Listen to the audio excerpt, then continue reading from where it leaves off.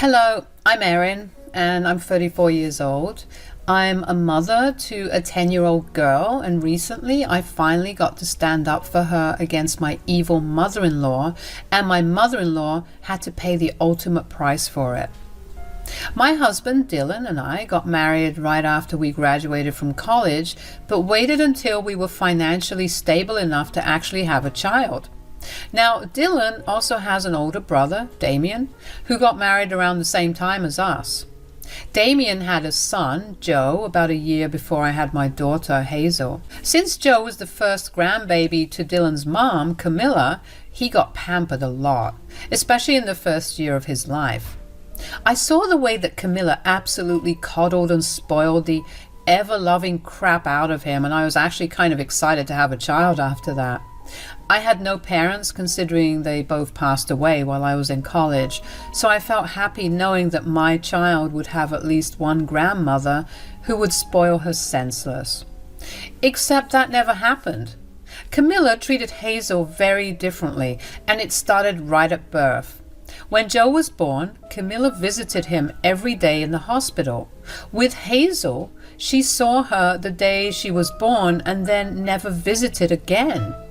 She barely paid Hazel any attention at all, like there were no gifts.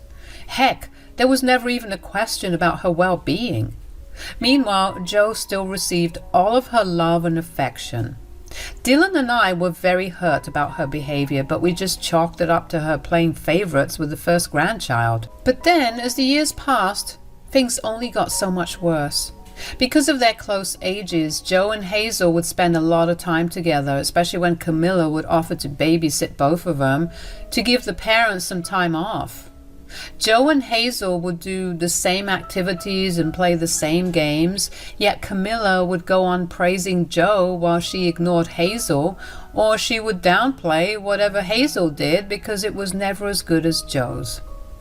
It used to boil my blood whenever I'd see Hazel run to Camilla to show her something she made or learned, and Camilla would just brush her off.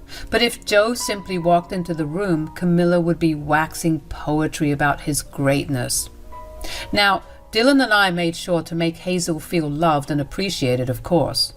In fact, we even went above and beyond to make sure that she was happy. But this went on for 10 years. I never confronted Camilla because I always managed to make Hazel feel better, and I stopped letting Hazel be around Camilla too much. That didn't stop Camilla from still being critical of Hazel. But Dylan usually handled the situation and would tell Camilla to be nicer. Anyway, everything came to a head on Camilla's birthday. She invited the entire family over to her place for lunch. As a gift, Hazel made Camilla a painting of the two of them in the park, playing on the swings. That day was the only day that the two of them spent time together without anyone else, and it clearly had a special place in Hazel's heart. I knew that Hazel would be devastated if Camilla did not appreciate it. But most of all, I knew that I'd lose my head if Camilla didn't. Camilla greeted us at the door when we arrived. "Happy birthday, Camilla." Thanks. How are you guys doing?" "Everything's going great. How are you doing?" "I couldn't be happier. My family's here and we're celebrating me." "Speaking of celebrating you, Hazel made you something." "Did you now, Hazel?" "Yes, Grandma. It's not very pretty or anything." "Darling, it's gorgeous. Just give it to Grandma. I'm sure she'll appreciate it." "Yeah, show me."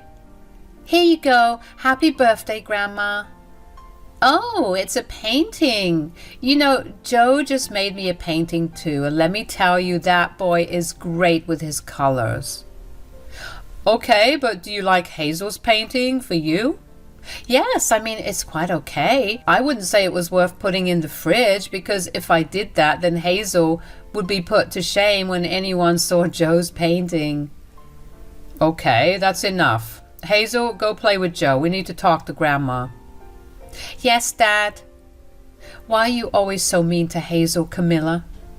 "I'm not being mean to her.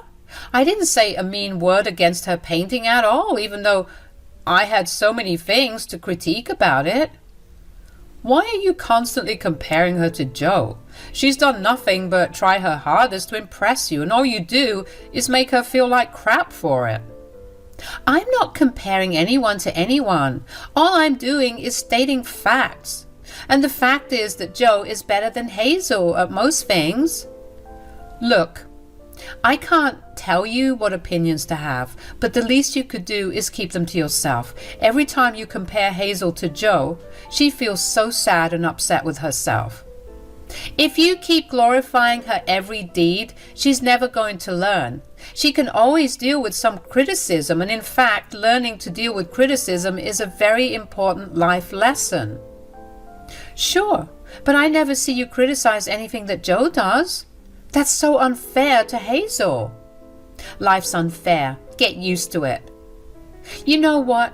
Since you're so hell-bent on comparing Hazel and Joe together, I simply won't let you meet Hazel. She doesn't deserve a grandmother who doesn't love her and constantly makes her feel bad about herself. You can't stop me from seeing my grandchild. Son, say something. No, Mom, Erin's right. You need to apologize and show us that you're willing to treat your grandchildren equally. And only then we'll let you see Hazel. Camilla couldn't believe that we were standing up to her. We called Hazel back to us and we left the party shortly after that. We did get a few texts from some family members telling us that we were jerks for leaving so soon and causing a scene, but none of them saw how crumpled Hazel's face looked when Camilla dismissed her painting altogether and compared it to Joe's. Dylan and I ignored all the texts we got about us leaving, and eventually people stopped bothering us. About a week and a half after Camilla's birthday, Camilla finally called me. I was tempted to not answer the call, but decided to be the bigger person and give her a chance. Hello, Erin. Hi, Camilla. What's going on? Oh, nothing. Just wanted to call and see if you were still mad at me. I wouldn't say that I'm mad, but I am upset with you. Look, I've been giving it some thought and I realize that I may just have been a tad bit mean to Hazel. A tad bit? You were a lot mean. To the point where Hazel simply doesn't do anything on her own because she's so worried about how bad she is. Oh my, that is not what I wanted to do at all. Yeah, so maybe you owe her an apology more than me. I agree. Anyway, I was only calling you because I had an idea of how I could make it up to her. Oh, really? How? Well, I was thinking of taking Joe on a ski trip in the first week of next month. I've already rented a lodge and we'll be going by car, so there's plenty of room for Hazel if she wants to join in. You want to take her on a trip? Just her? Well, I figured it would be a great way for us to bond and for me to make amends for how rudely I treated her. I don't know if that's a good idea. Why not? You wanted me to make amends, and when I'm trying, you have an issue with it? Look, in our presence itself, you treat her so badly. Who's to say that you won't treat her the same or even worse when Dylan and I aren't around? I know this is a trip that you want to use as a way to make up to Hazel, but this is a big jump. Are you trying to say that you don't trust me? I'm her grandmother. Why would I hurt her in any way? I'm not saying that I don't trust you. All I'm saying is that I'm worried that if you do or say something unintentionally mean, no one is going to be there to comfort Hazel. I promise you that I won't let anything happen to Hazel. I swear that I really want to use this trip as a way for me to make up to Hazel. I'll talk to Dylan about this and I'll get back to you by the end of the week if that's okay. Yes, of course. Take all the time you need. I was definitely leaning towards not letting Hazel go, but I knew that was not a decision I could make on my own. So that evening, Dylan and I discussed how we felt about letting Hazel go. On one hand, we knew what Camilla had been like for years, and the chances of her treating Hazel any differently was slim to none. But at the same time, this was the first time that Camilla made an effort to actually bond with Hazel. Dylan and I didn't want to take away Hazel's only chance to bond with Camilla. We knew that Hazel still loved her grandma, and we didn't want her to think that we weren't going to let her do certain things just because Camilla was involved. We also talked to Hazel and asked her how she would feel about going on a trip with Camilla and Joe, and Hazel was very excited about it, so it was decided that she would go. Camilla seemed very happy that we decided to let Hazel go with her. She promised us that she would take good care of Hazel, but something in my gut told me otherwise. So before Hazel left, I gave her an old phone of mine and told her to hide from Grandma at all costs. I told her to keep it on her at all times and to only use it when she absolutely needed to call either me or her dad. I prayed that she would not have to use the phone, but of course things did not go that way. Just a day after she left, I got a call from Hazel. I answered the phone hoping that Hazel just missed me, and that was the reason for her call. Mom? Hazel, sweetie, how's my baby doing? Are you having fun? Mom, I'm so scared. What? What's wrong, honey? Why are you crying? It's so cold. I want to come home. Okay, honey, where's Grandma? Are you lost? See if you could find a ranger and they can guide you back to your lodge. But I'm standing in front of the lodge. I'm so scared and cold and hungry, Mom. Please, please come get me. What? Okay, wait. Honey, I need you to calm down and tell me what happened. I don't know what happened. After all of us came back from skiing, Grandma got mad at me and stole all my warm clothes and locked me out of the lodge. I've been asking her to let me in for so long, but she isn't listening. What? Why would she do that? Hold on, sweetie. Your dad's going to get you some help. Why don't you tell me why Grandma was mad? Are you and Dad going to come and pick me up? Of course, sweetie, but it will take us a while to get there. In the meantime, we'll have someone else take you to a safe place and give you something warm to wear, and probably even hot chocolate. Okay, please make it fast. It's so cold. I know, sweetie. Now tell me why Grandma got mad. Well, Joe and I were both skiing for the first time, and Joe was struggling to keep his balance while I could do it really well. You could? Sweetie, that's amazing. I'm so proud of you. Thanks, Mom. But it really wasn't that hard. Hush. You don't have to be so humble about it either. Okay. But Joe started crying after seeing me do well, and after our instructor kept praising me.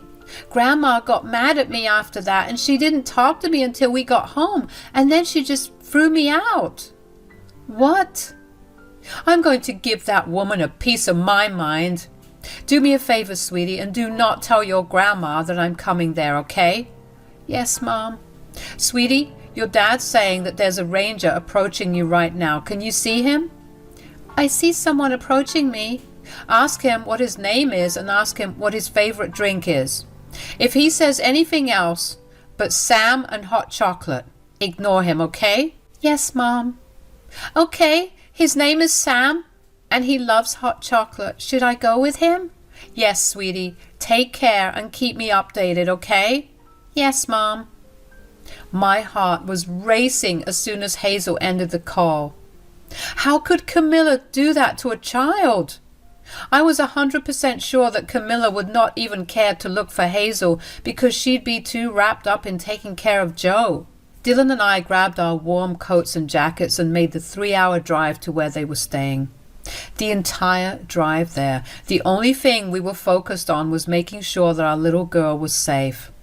I was still waiting for a call from Camilla to at least tell me what happened, but I got nothing. Hazel kept texting me every 15 minutes to let me know that she was fine. Getting those messages eased Dylan's and my worries, but that only gave rise to another emotion, anger. We were furious at Camilla for putting our daughter's life at risk in that manner. If I hadn't sent Hazel with the phone, what were the odds that she'd be able to find a ranger herself? I was willing to bet that they were very slim. By the time Dylan and I reached it, it was starting to get dark. I told Dylan to find Hazel and wait in the car for me while I dealt with Camilla. As I approached Camilla's lodge, I heard Camilla's loud laughter, and that only made my blood boil even more.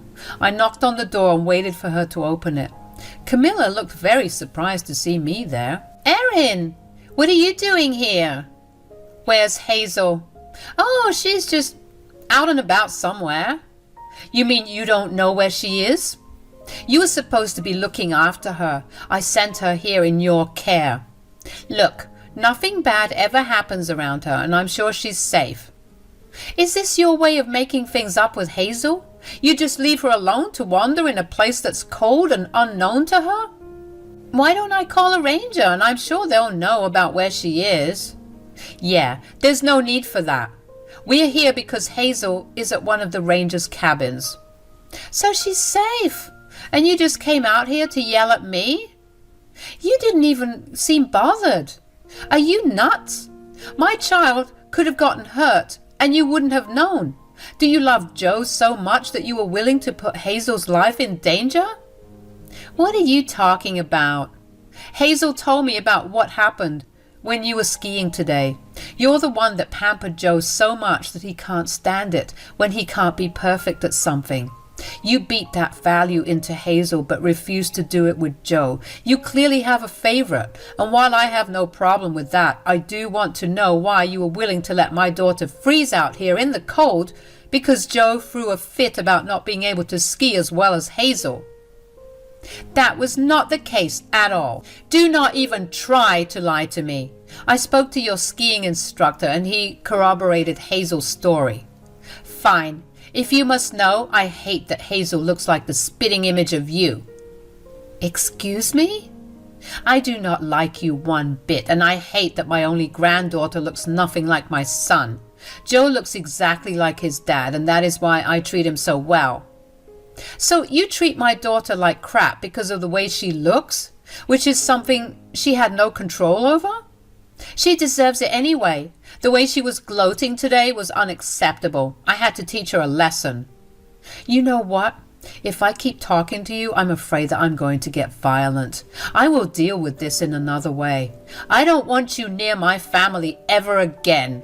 Camilla didn't even bother following me as I went towards the car where Dylan and Hazel were, and the thought that Camilla didn't even take anything I said seriously made me angrier. After I made sure that Hazel was not harmed in any way, Dylan and I took her out for dinner and we talked to her to make sure that she wasn't traumatized in any way. Thankfully, the rangers that kept her company were really sweet and distracted her enough to not think about what Camilla had done to her. That night, after we put Hazel to bed, Dylan and I decided that we were going to speak to a lawyer and figure out if we could press charges against Camilla for what she did. Dylan and I spent the next week gathering information, and then we decided to file a case against Camilla for child neglect and ask for her grandparents' rights to be taken away. It didn't take long for Camilla to call me and yell at me for filing a case against her. What did you do? You filed a case against me? Hello, Camilla. I'm doing good. Thanks for asking. Quit the sarcasm and answer me right this second. I told you that I was going to deal with you another way. You filed a case against me for child neglect and you're asking for my grandparents' rights to be stripped away? I see nothing wrong with that. I didn't do anything wrong. You can't ruin my name and reputation like this. You endangered my daughter because of your childish mentality. You bullied her for years only because she looked like me. It's okay to hate me, but to bully a child? That's unacceptable. You're only going to be paying the price for what you did. I didn't think it was this bad. You could have talked to me about this instead of charging me with a crime. I did try to talk to you, Camilla, and when I finally thought that you listened to me, you went ahead and put my daughter's life at risk. I don't think that any more talking would have changed the way you behaved towards Hazel. Fine. Charge me with whatever you want. You can't prove a single thing. Kids make things up, so there's no way to prove whatever Hazel says. You know that the lodge you rented had many security cameras around it, right? Not to mention, we have the rangers to confirm our story and many witnesses. You're going to go down. I'm sorry. Please, I promise I'll be better. I doubt that. Why don't you use this time to think about how to be a better person and why what you did was wrong? I'll see you in court. Nothing made me feel better than hearing Camilla beg me to go easy on her and drop the charges. But dropping the charges would not only tell Camilla that I would let these kinds of behavior go, but it would also tell my daughter that I wasn't there for her. And I would never send either of those messages. Over the next few weeks, I went to court a lot. The jury and the judge looked appalled when they heard what Camilla had done to Hazel. It's safe to say that Camilla had a very hard time defending herself because she didn't actually cause any harm to Hazel. She was charged with a pretty heavy fine and was given a restraining order from my family. She was also stripped of her grandparent rights. It was so satisfying to watch Camilla break down when she heard her verdict. I don't know why she was sobbing so much when she had no issue making my daughter feel the brunt of her anger. Nobody in the courtroom felt an ounce of pity for her, and that, in my book, was a win. Camilla did call us again after the hearing, but Dylan told her to stay away from us for good. She once again cried and begged us to let her make things right with Hazel again, but why would we let her do that again when she showed us what making things right was, according to her? Not to mention my daughter absolutely hates Camilla and doesn't want anything to do with her. Now, don't you worry about my daughter's newfound talent. After everything with Camilla was wrapped up, Dylan and I took Hazel to another place where she could ski as much as she wanted, and boy did she do that. The three of us remained in the snow all day, and I had to practically drag Hazel back into our cabin after the sun began to set.